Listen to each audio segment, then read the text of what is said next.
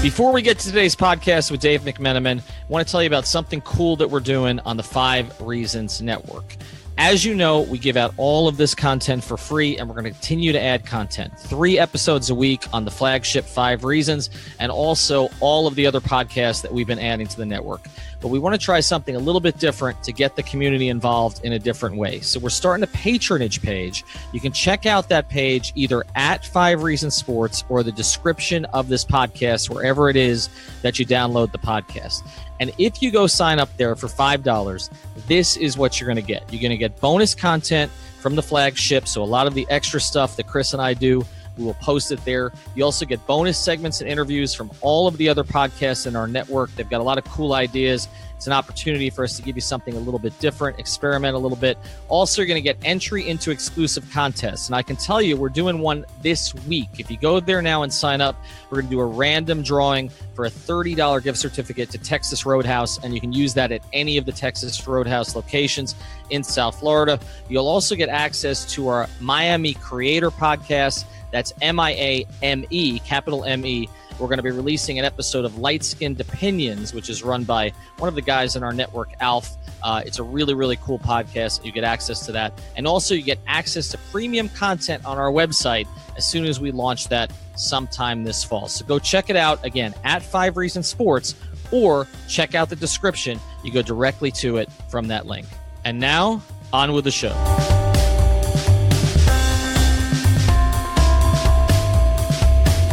Welcome into the latest episode of the 5 Reasons Podcast. I'm Ethan Skolnick here, as always, with Chris Whittingham. Now that you have found us, regardless of what platform you found us on, make sure that you hit the subscribe or follow button. That way you will get access to all of the old episodes in our library, as well as all of the new episodes that we'll be posting here in the next week. As well, if you hit notifications, you will get that episode as soon as it posts. We're planning on taping with Joy Taylor, Dave Hyde, Omar Kelly, Chris Perkins, and others this week. So certainly you're going to want to jump on that. Also, check out the other podcasts in our network. We are now officially at 8. I'm not going to go through all of them. Basically, just type in 5 Reasons when you get to your platform, and you will find them, and you can follow them at 5 Reasons Sports. That's the number 5 Reasons Sports. All right, we've gotten away a little bit from the NBA of late. That is kind of our bread and butter.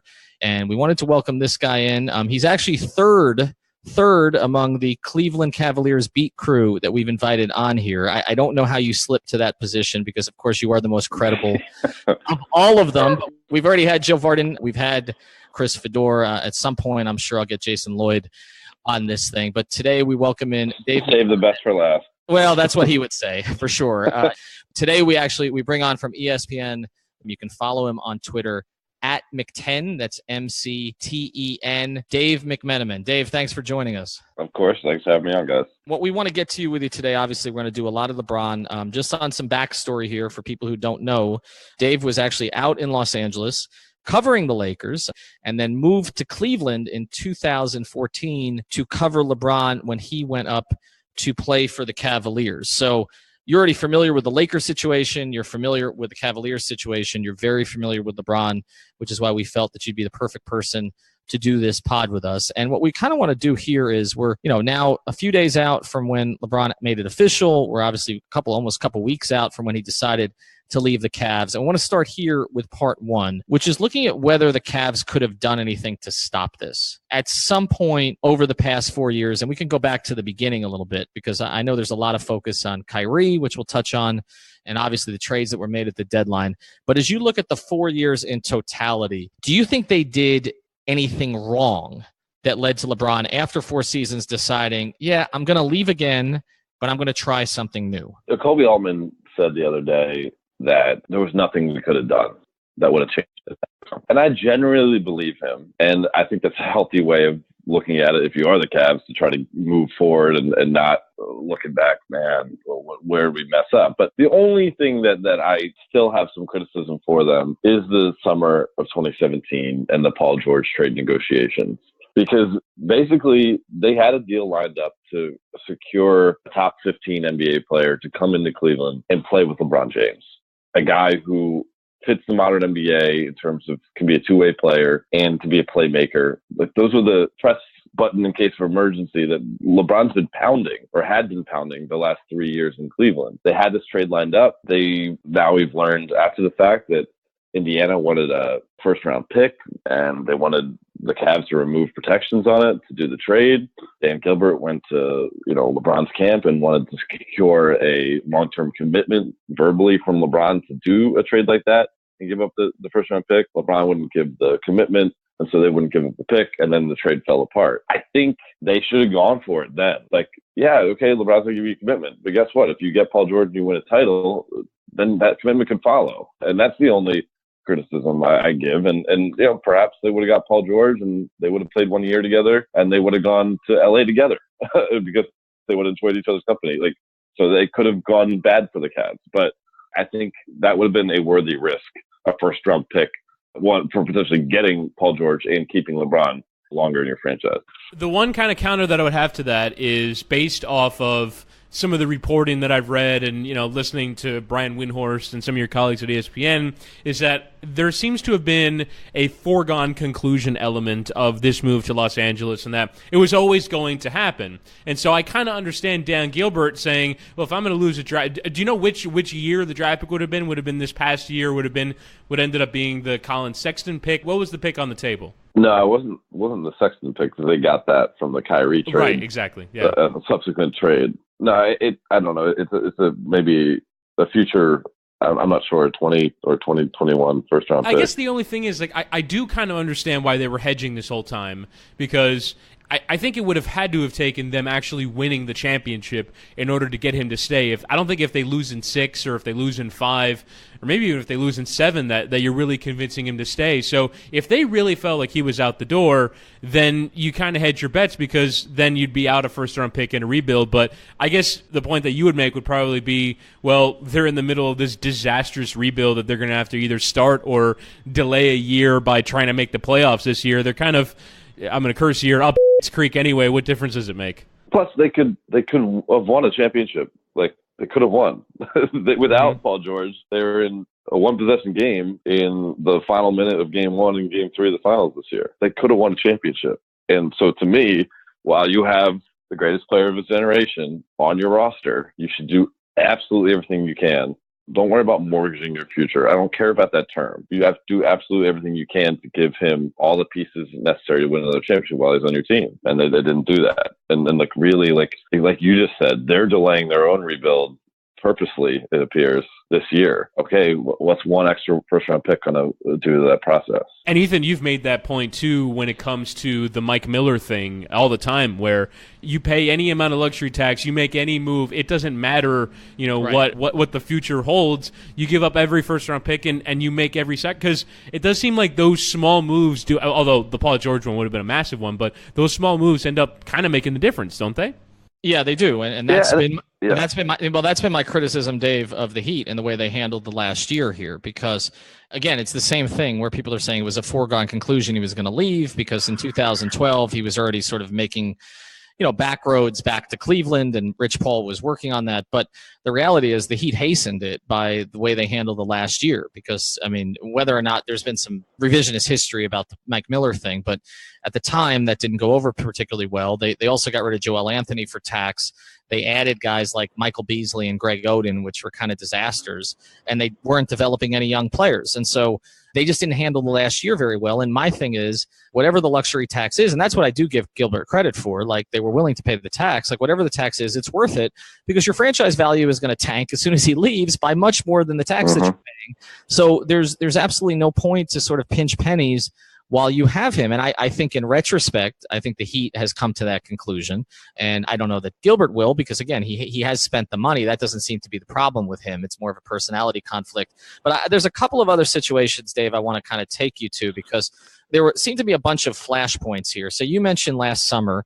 But the other thing about last summer was, what was the deal with David Griffin? I don't know if it would have had such a dramatic effect of keeping up Paul George, but having David Griffin this year, and again, I don't say this in any way to criticize Kobe, but because they didn't have the time to build that relationship. But David Griffin was able to communicate with LeBron in times when the seasons got tough. And that's a valuable asset to have on a team if you're the organization that has LeBron in your stead. And they didn't have that person in their front office. Kobe did drum up that relationship with, which obviously he did have a one-on-one relationship in February when he went to him and kind of mapped out his franchise-altering trades that he was able to pull off. But I'm with you. I don't think that was a good look, and I think it was a emblematic moment of the management style of Dan Gilbert. And I don't think it's a style that really jives with LeBron's vision on how to run a basketball team. But as you said, and I say it too because it has to be mentioned, over the last 4 years, Dan Gilbert spent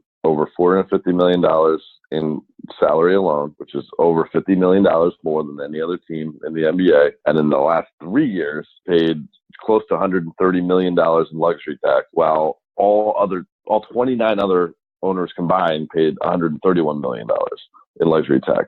So for all we want to say about Dan Gilbert, parting ways with David Griffin in unceremonious fashion, the most important thing that he did was honor his commitment to pay whatever it takes when they met down in Miami in 2014. So I'm not going to bury him for that decision. It was a personality conflict from what I understand, but I think you could say that was one that didn't go over well with LeBron. And also did all that without getting the commitment. But to sort of get back to the broader conversation that we were having about, was Cleveland helpless in stopping this? You mentioned the Paul George trade.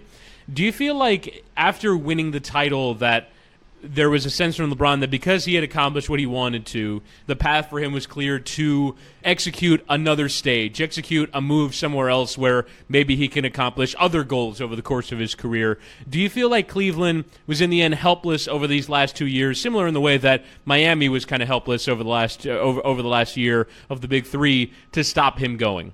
Well, to credit one of your previous guests, Joe Varden, and I've told Joe this, that it's one of the most important quotes that he's ever gotten on the beat. During the 2017 playoffs, LeBron told Joe, I have nothing left to prove. And to me, in the moment, my ears perked up. I was like, okay, that's him already signaling that I could be leaving, because he was not going to allow his career after 2016 to be determined by anybody but himself. No more worrying about what the pundits say. No more worrying about the fan base. It's me and my family and what I want to do. And guess what?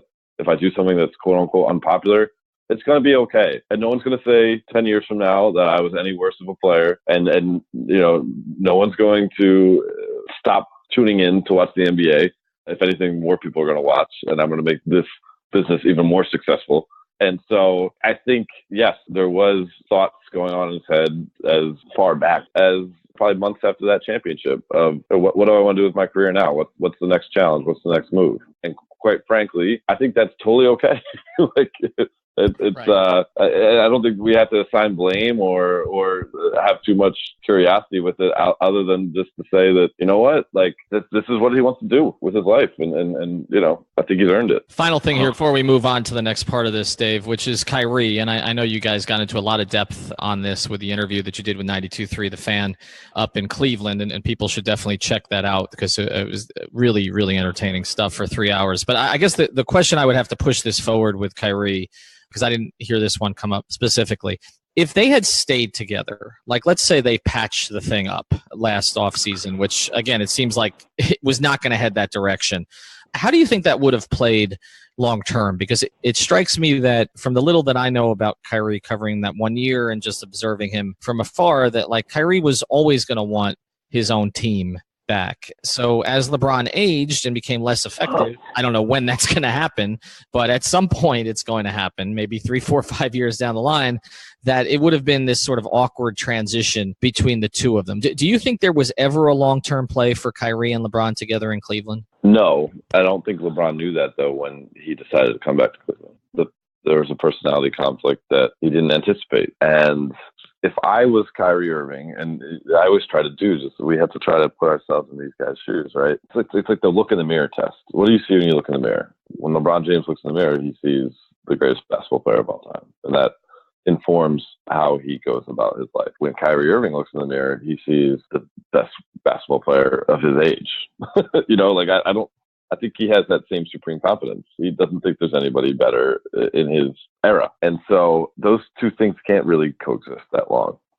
And I thought it was going to last longer, obviously, but we've seen that Kyrie's camp chose a time to request a trade when they believed they would have the most chance of success in achieving that trade, because he'd be going to a team and he has 2 years left on his deal, and that team would be willing to give up the requisite assets that would appeal to Cleveland to make that trade. Whereas if he only had 1 year left on his deal, less assets are going to be given up, and Cleveland would be more inclined just to hold on to him and let him play out his contract. I think LeBron's intention coming into it, and he said this on the Road Tripping podcast, was to hand over the blueprint to Kyrie. Quote unquote, everything he's learned in his years on and off the court about becoming a superstar. He wanted to give that roadmap to Kyrie, and so he could follow it himself and win MVPs and all the endorsement dollars you'd ever imagine. But Kyrie didn't have interest in learning from LeBron. He wanted to carve his own path. And I think it's going to be telling to see how he interacts with stars on his team the rest of his career, and whether it is ever a conflict for him again, because Kyrie is a very headstrong individual, unique individual.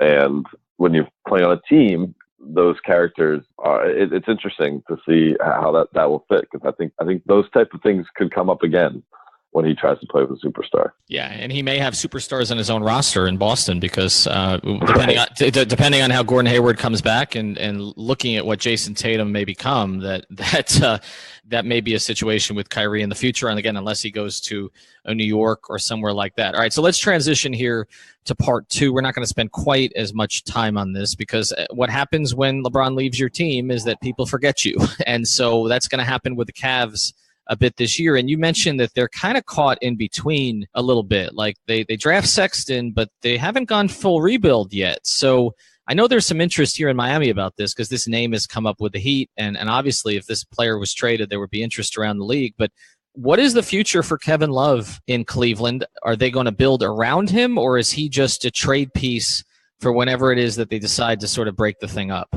Yeah, obviously, I reported before the draft they were not actively shopping Kevin Love, and they had interest in bringing him back on the roster regardless of whatever decision LeBron made. And then Kobe Altman doubled down on that in Las Vegas when he said that not only Kevin Love, but we want the rest of our veterans around here and excited for next season, and they think they're going to lead a competitive team. And so you'll see Kevin here, and you'll see JR and Kyle Korver and Tristan Thompson and George Hill back too. That's fine. I believe it. Now, there are people around the league that have the opinion of that's just the front that the Cavs are putting out, because they don't want people to think it's a fire sale and they can get these pieces at a discount in trade offers. That, if the Cavs want to keep these guys, you got to offer more to actually try to get them. But I don't think it's a psychological play here. I think Kevin Love will be on the team next year. He'll be the face of the Cavs. He will bridge from the wonderful memories of the championship in 2016 to the new memories they're making and trying to become a team that matters again. And quite frankly, I think Kevin Love will have incentive to play next year, because he can ball out and opt out of the final year of his deal and hit this summer of 2019 when all this money is going to be around there and try to cash in one last huge deal. And so I think it works out for both parties. And I think it also, maybe the most important thing here, appeals to Dan Gilbert's ego, where I think if the Cavs made the playoffs next year, it would be an accomplishment nearly on the same level as winning the championship for Dan, because it would say that, you know what, I've learned. 2010, no, I didn't handle it right, but I've learned in my 8 years as the owner since then, and now I know what it's like to build a winner, and now we have a winning program. We don't just have the vessel that held LeBron. This proves we have a winning program. The arbitrary measurement of making the playoffs. You join the other more than half of the teams in the league that do that. But I do kind of understand it, though, because, and look, I think, Miami can, I'm certainly sitting here rolling my eyes at that idea and saying, well, I mean, you have a pick next year that's, I think, only top 10 protected. Like, you better have that first-round pick convey if you're going to be any kind of good in the long term. But I mean, Miami did the same thing. I mean, a few months after LeBron left, they traded 2 barely protected first-round picks to go and get Goran Dragic because they wanted to do the same thing. They wanted to show that LeBron wasn't going to break them. And I do kind of find that dynamic interesting. But we talked about it earlier about how LeBron has to be a drain of your resources while he's there because you have to win. And then afterwards, this kind of bizarre how does LeBron, other than being the best player in the league and one of the best players ever, there's almost like this added element of you take on LeBron and there's all these extra things that affect the people around them both in and after the time that he's there. What do you mean, Chris, by all these extra things? So because I don't feel like when you have Kevin Durant, you don't say, well, you pay every dollar of luxury tax and you trade every first-round pick and you do everything possible so that you keep Kevin Durant, right? Like, I don't feel like that. Like, there's no other player in the league that comes with this extra, right? Or afterwards, the owner's like, well, I'm going to show LeBron. Like, I don't know if Oklahoma City, when sort of reacting to Durant leaving, went, well, we're going to show Kevin Durant. Like, maybe Westbrook was, but I'm saying the team, there's kind of this extra sort of dynamic that comes with having him there. Is just because he's this cult of personality. What for you is sort of the dynamic that is different around being a LeBron team versus being around another NBA team with a superstar? I think he is a master of leverage. I think that's a skill that he has that's right up there with court vision and his leaping ability and his athleticism. And I think as you just laid that out there, isn't that a lesson to other owners that they probably should be doing that? If they have a player that they believe is that talented, that is a individual force that can be the guy to make sure you surround him with everything possible to win. Like, I think, as he reflects on 9 finals and 3 championships, that's what all these owners are in it for. And so obviously we know everyone across the sport have criticized Oklahoma City Thunder ownership by not coughing up the extra money to give James Harden, and the whole league would have been different possibly. And that team could have multiple championships. And so what LeBron and his management team have done is present the terms of what it is to have him under your employment. And if you want LeBron James, you have to do X, X, X, X, X, and that involves really pushing your chips to the table on every hand. And it's created a charged atmosphere, you could say, but it's created unprecedented success in the modern era of basketball. Sure. And so I don't think there's many flaws you can find in it. Now, I think the term organizational fatigue, that Brian Windhorst, I don't know if he coined it, but he wrote a very good column about it during the 2018 NBA playoffs during the East Conference Finals. That exists, and that's very, very real. And that is a side effect of having LeBron under his terms, under your employ. But at the same time, everyone I speak to tells you it's worth it. Well, that's what I was going to get at. I mean, you made a couple of points there that are really good. The OKC point, for sure, I was going to make that one because if Clay Bennett could have that one over, you pay James Harden and you keep a core of 3 guys who ended up winning MVPs together, and they didn't do that. And as far as the organizational fatigue, that definitely exists. It existed with the Heat. They were tired of stuff over the last year in particular. They were tired of kind of other players on the team using LeBron as a conduit to get things that they wanted, because that happened quite a bit where guys on the team, even veterans on the team, would go to LeBron and say, we don't really like what Spoelstra's doing. We don't really like what Riley's doing. Can you take care of this for us? And then that became an issue. And I've had an issue with the fact that the Heat, again, didn't sort of recognize, well, just do what he wants. Do what he wants. It's worth it. Okay, whatever it is, it's worth it. All right, change your culture a little bit.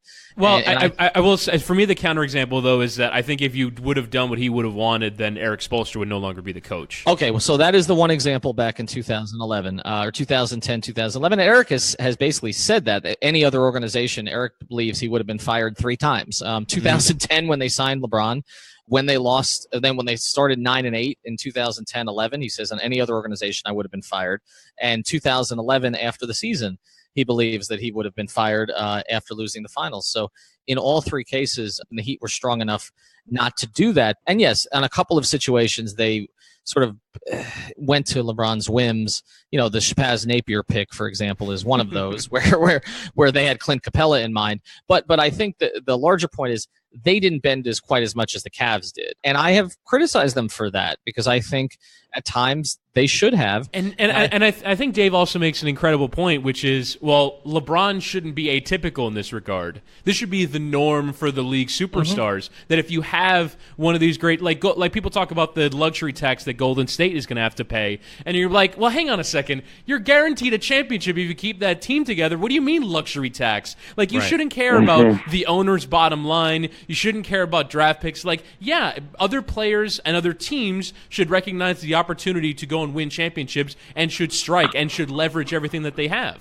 But the ego thing plays into this too. And I think what Dave's getting at here with Dan Gilbert and saying, I want to make the playoffs without him. Again, this is where the Heat got in trouble because Riley wanted to make the playoffs without LeBron, and then he wanted to make the playoffs without Wade. And that's why the Heat are sitting here with a bunch of contracts that, as we're taping this interview, we don't know if they can get rid of, right? Like, because this was the whole idea, was to be competitive. And it's interesting to me because you're talking, Dave, about Gilbert learning from his mistakes. The Cavs were 97 and 215 in the 4 years after LeBron left. I mean, the Heat have been over 500 since LeBron left. So the Heat actually were successful in that regard, but I don't necessarily think that, although I give the Heat tremendous credit for what they've done over the past 4 years, it's been frankly amazing compared to what the Cavs did. I don't know necessarily that it was better for the long term of the franchise. Like what Gilbert did, you could say it was incompetence or intentional, but losing for those 4 years got them Kyrie, right? Got them a shot at a first-round overall pick. They blew it with Anthony Bennett, but got them the first-round pick and Andrew Wiggins they were able to flip for Kevin Love.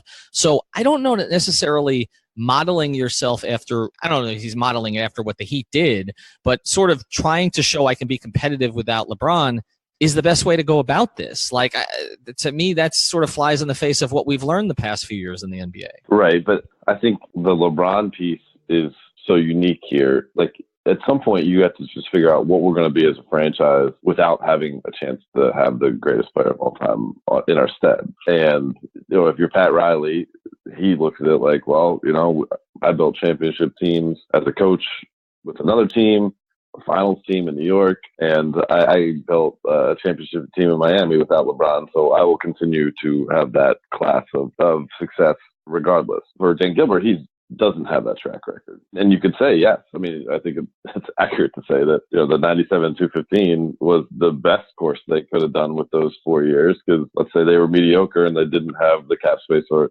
the picks or whatever to make that happen. And then they just go on being mediocre and then they miss the wave of LeBron for sure. But at some point you got to figure out, like, outside of the extreme circumstance of having a top 5 player of all time on our team, what are we going to be as a team? And I think that's what the Cavs are trying to figure out right now. This is the 5 Reasons Sports Network. Sports by Miami, for Miami, on demand. We now have 10 podcasts in the network, posting roughly 15 times per week. All can be found on Apple Podcasts, Google Play, and several cross-platform apps. We're on Twitter, Instagram, Facebook, and YouTube. Here's some of what you missed last week on Miami Heat Beat. Are we a Tyler Johnson away? Are we a Hassan? I can't even do that too. I'm sorry. Breaking news. The Cavs are in shambles. If you want to get involved as a sponsor or contributor, reach out to us at number 5 Reasons Sports on Twitter. And be sure to punch 5 Reasons in your search bar and then hit subscribe. All right, let's move on to part 3 now and to where LeBron is actually going. And I know you know this situation, so again, this is kind of right in your wheelhouse. I'll start with this question. What, for you, is this really about? Well, I mean, LeBron, of course, is very intentional in his messaging, so I don't want to go and bring up this little example I'm about to and give too much emphasis to it as just a genuine example. But on LeBron's Instagram story recently, in the week and a half since he made his decision to go to LA, he takes a video in his backyard with a beautiful pool and his kids playing and jumping off this kind of landing into the pool and dancing, and he puts like the caption on it, like, my kids are living their best life. And like, man, they look like kids being kids, and these both the kids have a degree of fame already, or actually even his little daughter does too, but they look like people enjoying the sunshine, enjoying their pool, like, man. And I think that's a part of this story. Him and his family, benefiting from the fruits of his labor to go live a plush life in Southern California. So there's a piece there. Another piece, obviously, is the entertainment opportunities that will arise, movies, television, et cetera, with his burgeoning Spring Hill Entertainment and uninterrupted media platform empire. And then, of course, the basketball. And while you could say that what the Lakers did the best in the last 4 years was just like the Cavaliers, which was not play well and fall into draft picks and fall into cap space that they had to pay for with those draft picks, because they paid Timofey Mozgov and Luol Deng, and hiring ultimately Magic Johnson as someone who could come in, sit down at the table, and relate to LeBron James. And it's a combination of all of them. I can't really remove any of those points to why LeBron felt comfortable coming to the Los Angeles Lakers. Do I think some matter more than others? Well, I think a championship would be a wonderful cherry on top to LeBron's career. But kind of going back to that Joe Varden quote, I hate to give Joe so much credit on this damn podcast, but he has nothing left to prove. He doesn't need a championship in LA to make this be a successful venture in his mind. He gets to enjoy life. His children get to enjoy life out here. He gets to explore his off-court stuff, which he'll be doing for the next 45 years or so, however long he lives, hopefully longer than that. Basketball is going to exist for 4 or 5 more years. And so it only makes sense to set himself up for what he's going to do next. And at the same time, he'll play competitive basketball and on the huge stage, which he loves. And people will give him attention for his basketball skills, which he appreciates. And that's, I don't think they need to have much more than that. There's your explanation. I said that I thought that this time around that 2 things were going to matter to LeBron about the decision makers. And that was business interests and even politics, honestly, because LeBron has become so much more socially conscious, active, outspoken. I mean, he called the president a bum. I mean, so he's kind of gone out on that limb much more than he did. That started in Miami with the Trayvon thing, but when he got here, that wasn't really part of him, and then it became more part of him. And then I saw that there was some commentary, I don't know, it may have been Ramona, somebody at ESPN, who talked about how those 2 things with Magic mattered, his social activism and his business interests.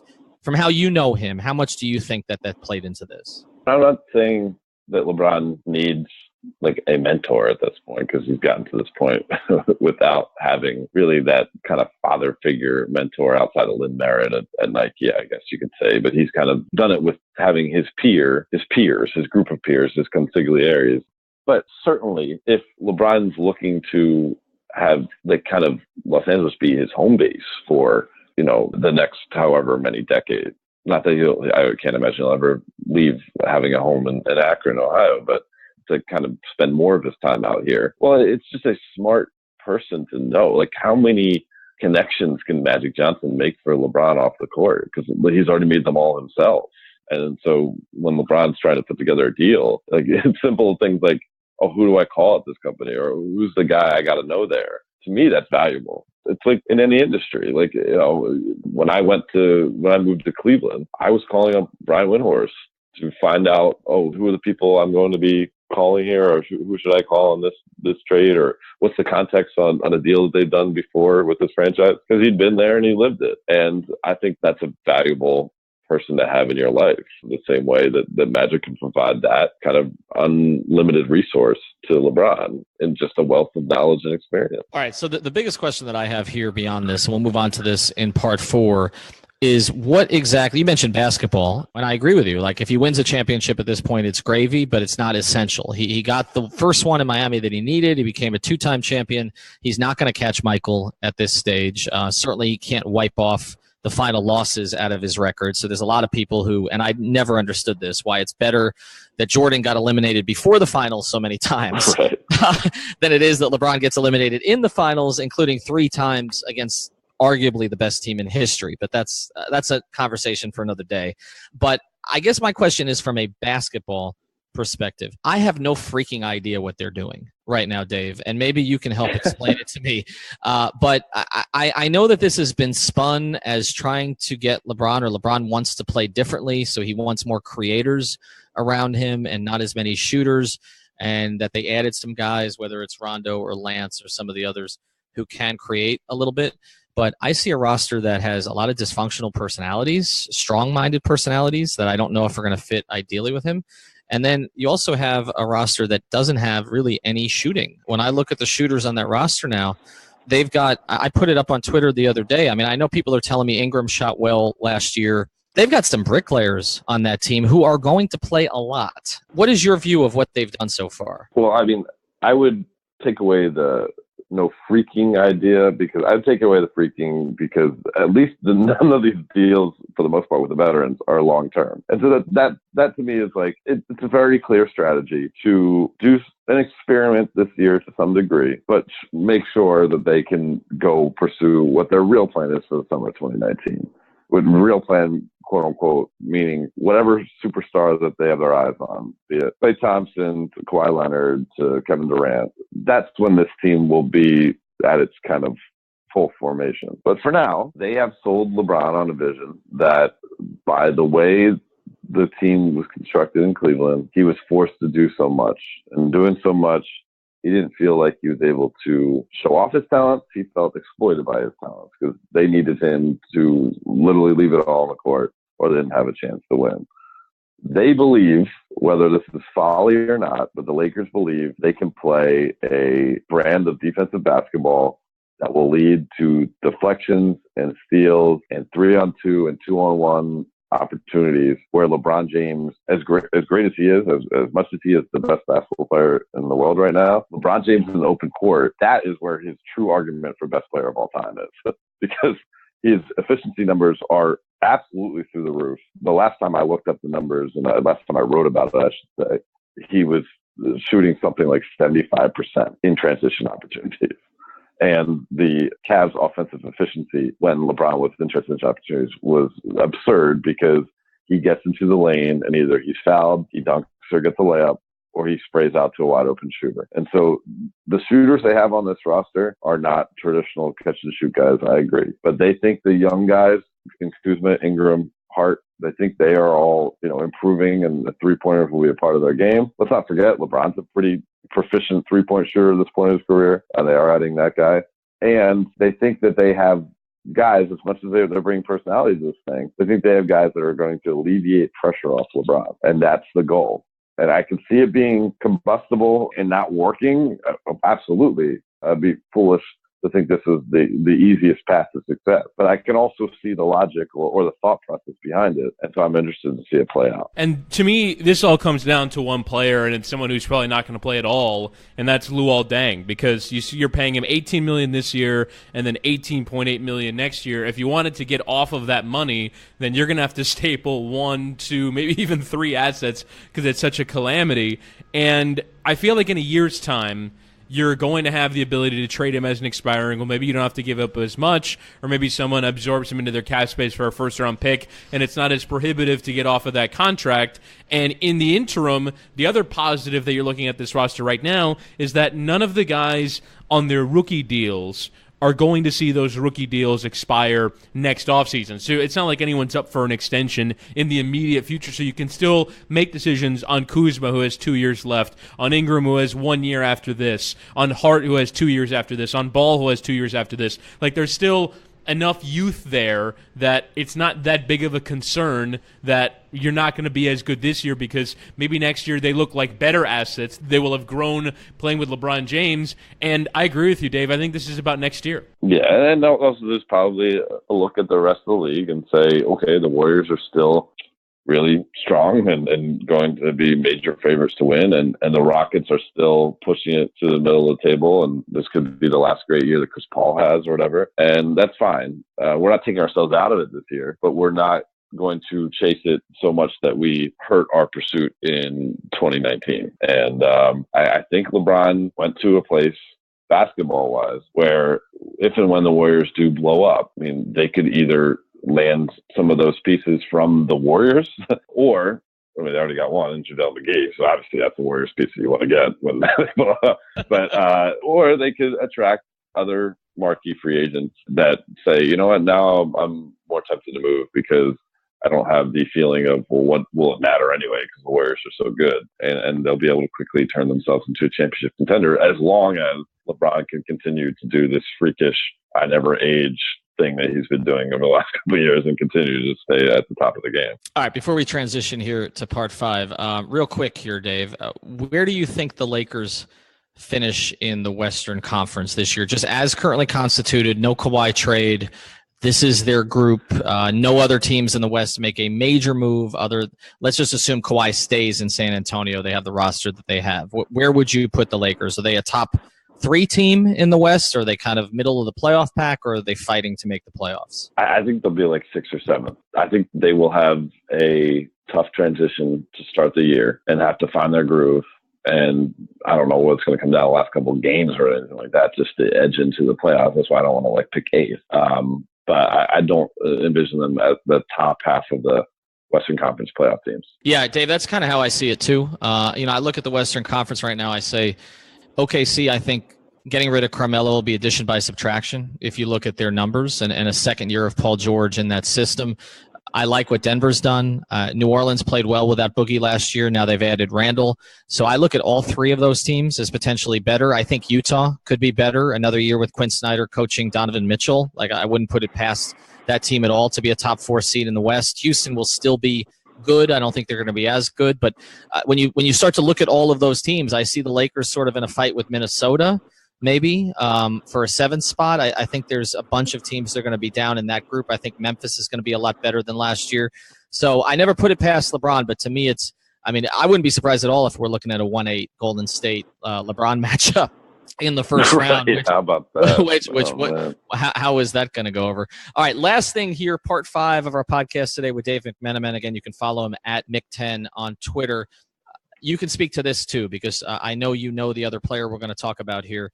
And one of my questions about LeBron going to Los Angeles was Kobe. And it's not about Kobe per se, although Kobe certainly, with an occasional tweet will make it clear that he still thinks he's the best player in the world, even though he's not playing.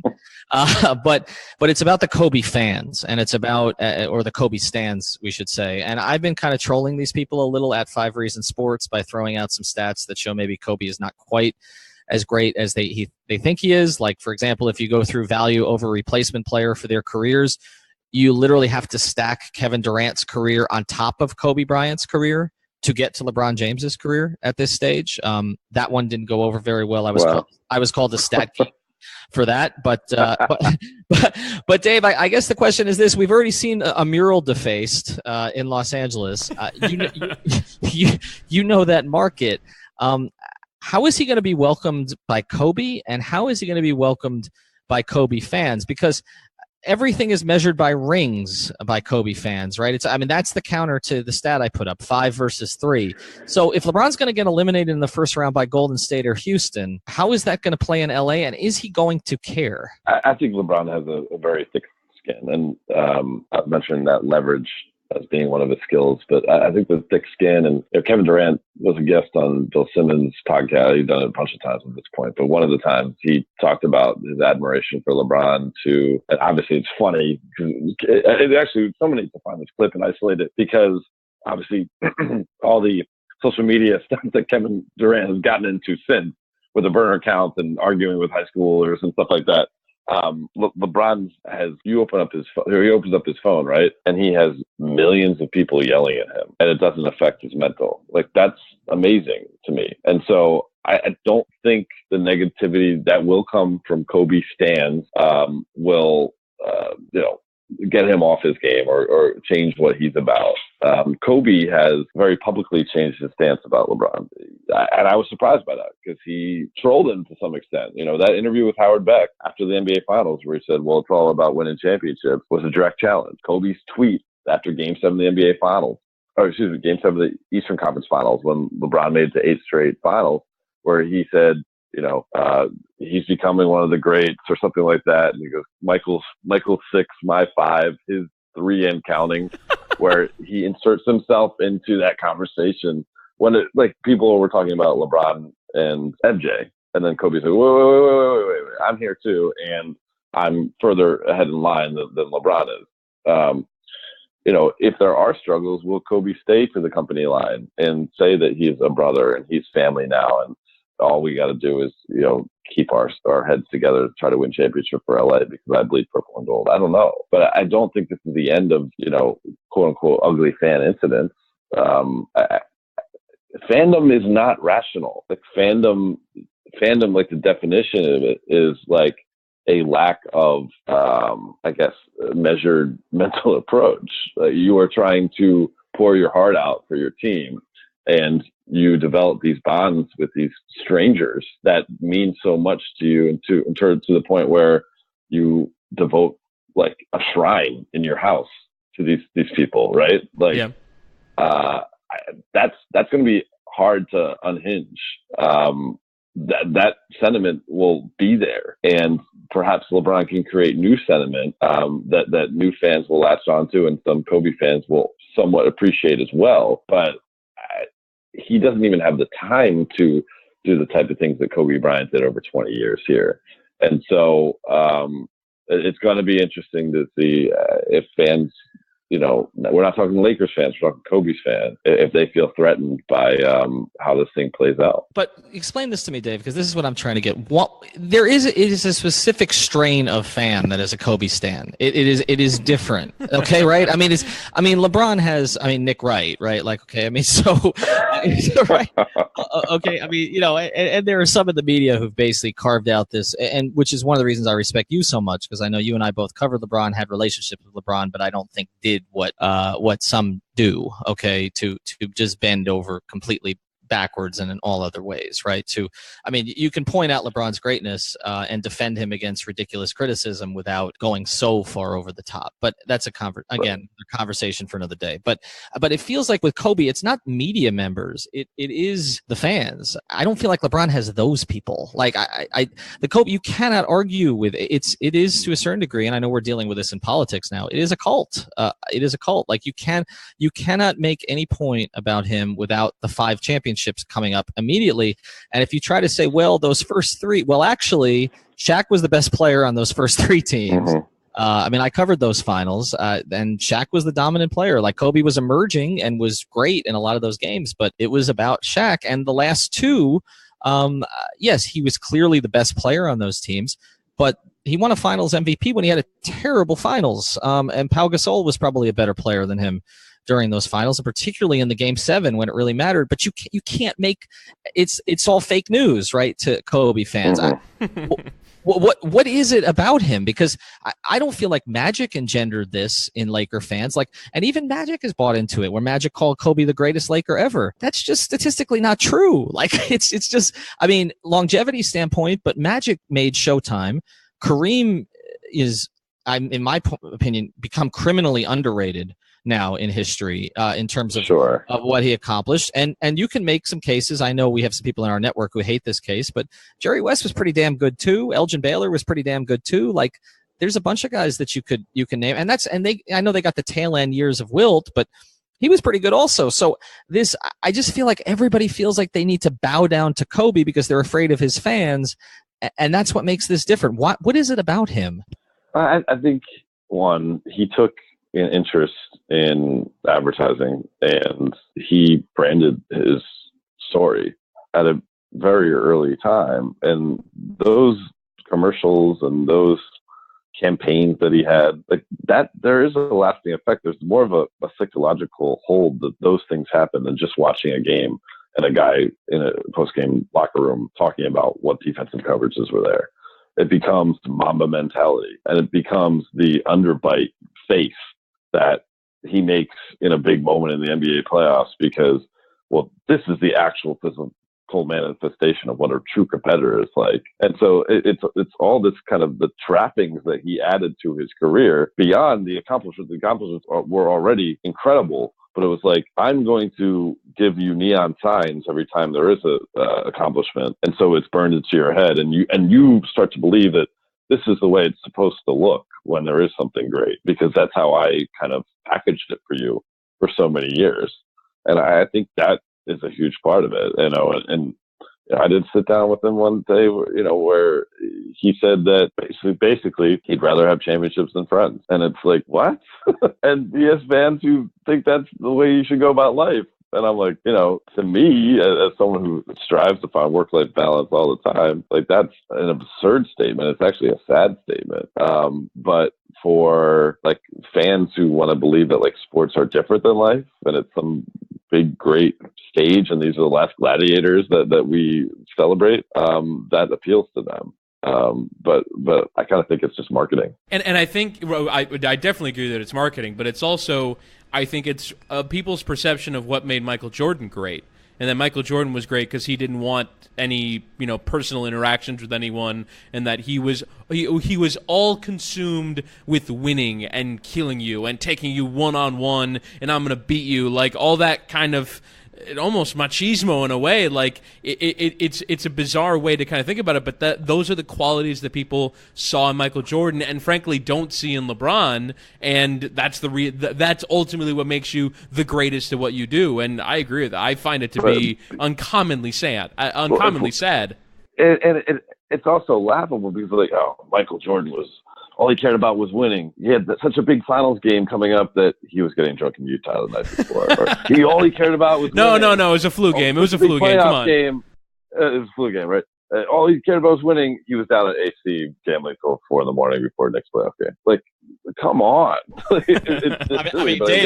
Dave, he played 72 holes of golf before a Heat playoff game. Now, again, that Heat team he was playing, he was able to afford that. But yeah, it's a ridiculous notion. But what's fascinating to me about it is LeBron is exactly the opposite of Kobe in that regard. Like, LeBron cares more about friends than he does about the winning. And it doesn't mean he doesn't care about the winning, but LeBron has always gone the other direction. And what's interesting is, to a certain degree, Magic loved winning, but Magic was also about making it fun and playing with a smile on his face. And Kobe is the complete opposite of that. So I just think there's a really interesting symmetry here to LeBron's career, that when he came into the NBA, he was compared to Magic by the people who really understood him, where everybody else was trying to compare him to Jordan.